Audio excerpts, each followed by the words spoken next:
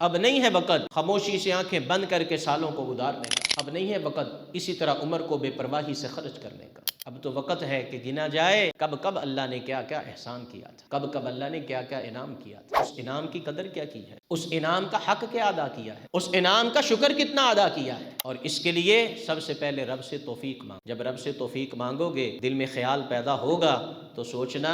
ذہانت ملی، طاقت ملی، دولت ملی، شہرت ملی، صحت ملی، مقام ملا، مرتبہ ملا، اولاد ملی، ہر نعمت جو ملی ہے اللہ نے جو عطا کی ہے اس کی قدر کی ہے، اس کا حق ادا کیا ہے،